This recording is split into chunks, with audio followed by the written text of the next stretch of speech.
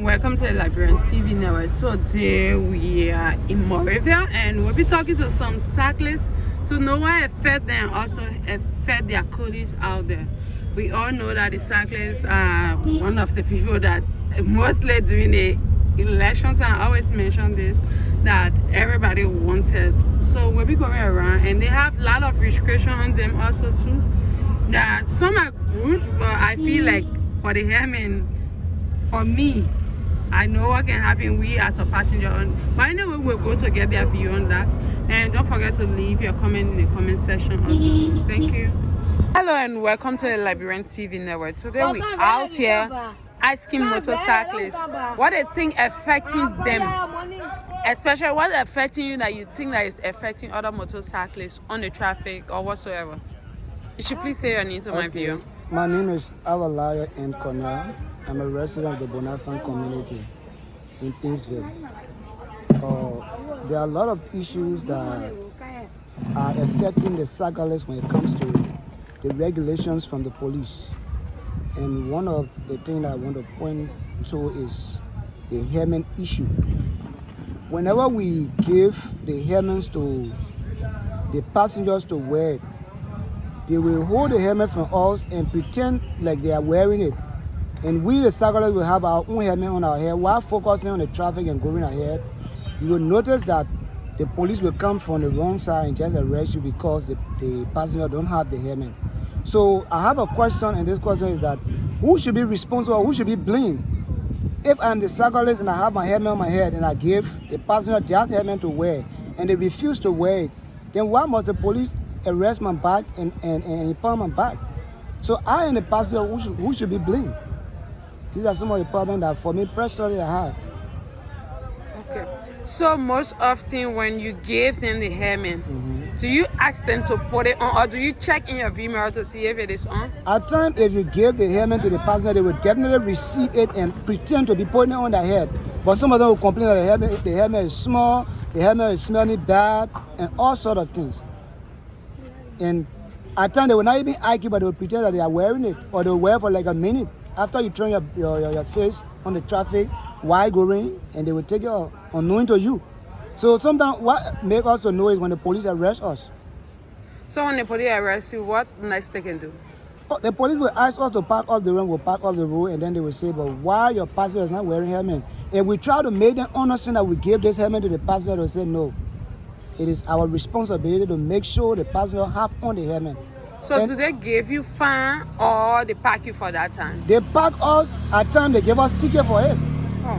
Yes, at times they give us ticket because it's a traffic violation.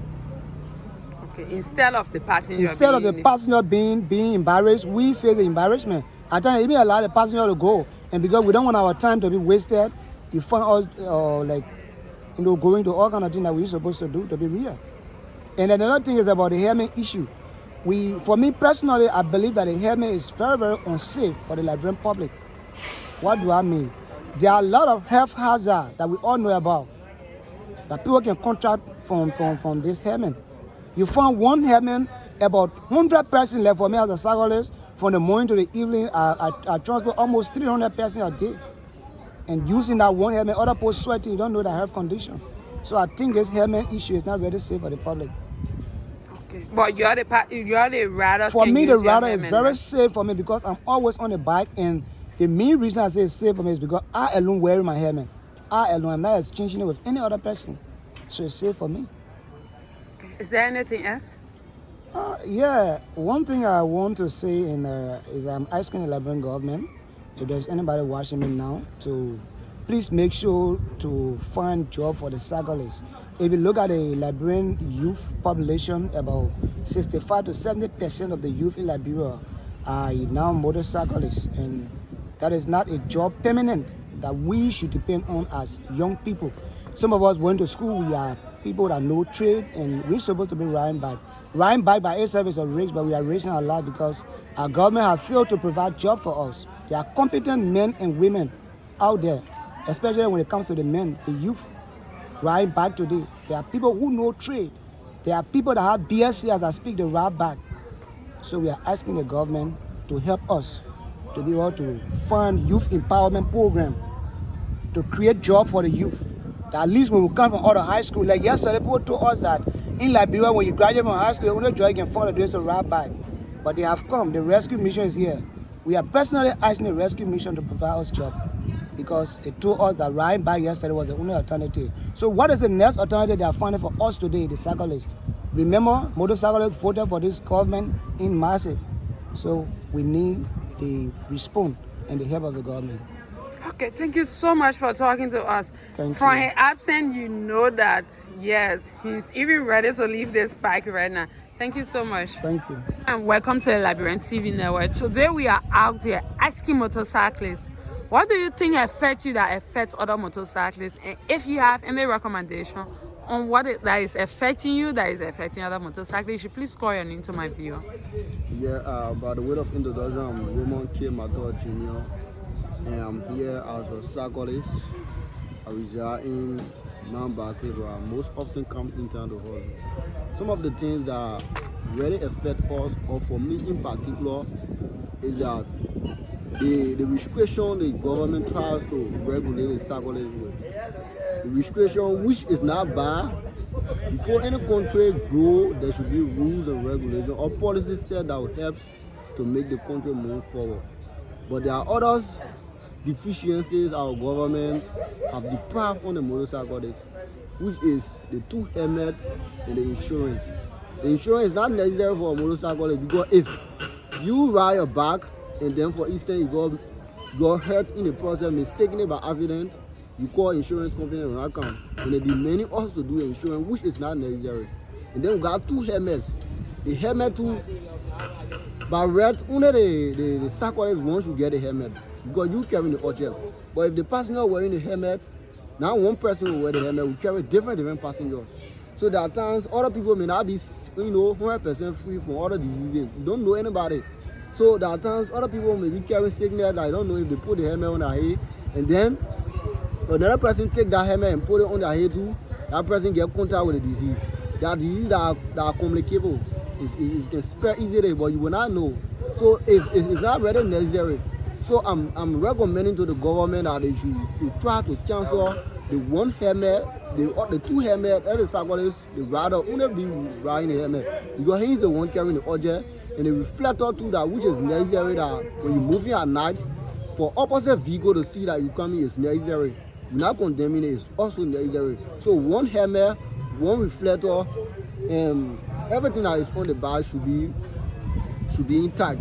But if we carry the two helmets, at times start to move the back, we find it difficult. We throw our helmets sometimes, at times we lost control because we're not able to be carrying the two helmets. They even give the helmet to passengers at times, they will say they don't want to wear the helmet. And sometimes we can get, affected by the same police. If the passenger not waiting to wear the helmet, you say, oh, the passenger not wearing the helmet, or they're not blinking, they say like, you the rider are blinking. You see, so these are things that affect cyclists on a daily basis. And the government is not saying it necessary to help us with the cyclists. It's just depriving our right. We're trying to hustle. These are the means we can hustle to send ourselves to vocational school. Some of us, we are self-sustained. We are here hustling. But every time we depend on government to see how best they can provide better alternative to help us with the cyclists. But they are not helping us. They are killing us every time. So we are recommending to government that they should look into these issues. They should look into the issues and help the cyclists. You just deprive cyclists from coming to town. You can only provide alternative. If you deprive cyclists from coming to town, there should be buses all to these strategic places that will help people to go around and then make beat the stretch of traffic. But you're not providing bus, not doing all these things, but you want to stop the cyclists from coming to town, which is wrong. So I'm appealing to the government, those that are listening, those that are following, other people, patriotic citizens that want to see how best they can help the cyclists to be not only a rider, but a safe rider. A safe rider and a rider with a lesson, which we're not condemning. To help us in the process that they should speak on these issues. The one helmet should be denied, and the other helmet should be denied, and the two helmets should be denied. Right? The one helmet should be denied, and one helmet should be maintained. So that's my recommendation to government and other people that see the need to help us as a cyclists. Because there's the only means that we are also to send ourselves to schools and do other things then. Okay, thank you so much for talking to us. And welcome to the Liberian TV network. Today we're out here asking motorcyclists, what do you think that affects you, that affects other motorcyclists out there? And if you have a recommendation to give, we appreciate that. You should please say your name to my viewer. I'm Paul Coleman. I'm recommending this because at time when we take passenger, when we give them this passenger or this helmet, This one. wall is closed all over. They always got a comment about that. They can also argue or they can wear it. They always want the one that is open. Okay. The tap. Okay. And at time we can argue on it when we get to the police people, and then they can get all arrested for that. So like, I'm currently asking for the government to see how best we can be able to get this. This? Yeah, just open the one. For the government to help you how you can get this. So this one is now on the market. This car is now on the market. It's on the market, but the fun is actually difficult. Like you have to put in for it. You have to pour in for it. Yeah, So, like they have to order it. so now you are asking that other businesses that do bring in the helmet should come in with this design of helmet. With this particular one that is open. With this. So where you bought the one from? This one, like when I bought it back, I got this. Yeah. And they can issue the one when you have to buy the back. Okay, so Yeah, meaning if because you're not buying, when the back company bring the back, there are so many back, and each of the back entitled to one helmet. So if you're having to go there to ask them that you want helmet, they cannot be able to get you, except you buy a back from them. So the back company, they are not the one that's selling helmet. so who are those people that are actually selling helmet? When the helmet business came in, other people went, like they send for it, like they order it from China, from some country to do that business. Okay. At that time, but it was not done by those who selling the back. It was not done by So them. now you are asking those who are actually ordering this helmet in the country should also come in with this design of helmet. Yeah. With this one that is open. Is there anything else again that you think that affecting you and affecting other motorcyclists? Oh, of course. What's like, that? when we take the passenger, when we are going, I think we can give them the helmet.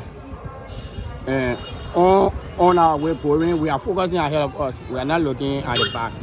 And when we get at the checkpoint, the way will come across police and police people will get us arrested.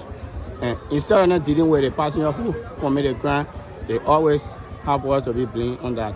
And we can be punished for that. Okay, so meaning they don't normally wear the helmet. Yeah. And from the local thing, we are not being treated fairly. Yeah. They should be the one to be handled for that, but not we the riders. Okay. We hope the police see this and take action towards that. Sure. Okay. Thank you so much for talking to us. Okay.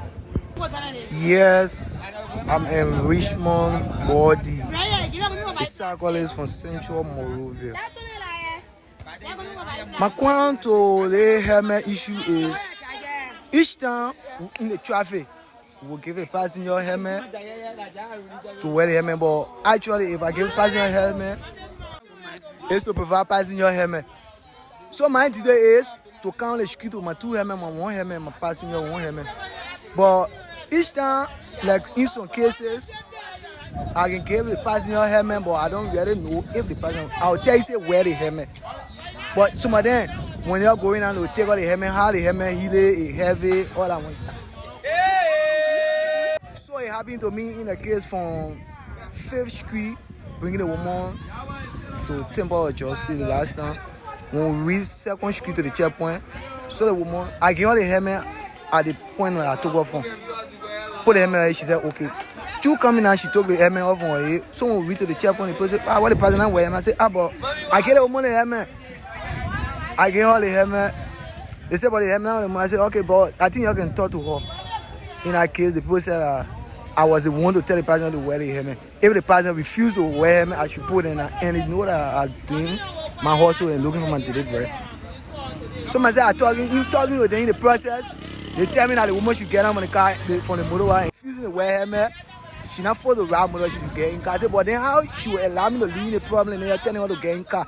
Said that one make it the motorway get two female. If the passenger not wear the helmet, you should load in the female to tell the passenger to wear helmet. The passenger refusing to wear helmet, put the passenger down. I said, but she not tell me that she refusing to wear helmet.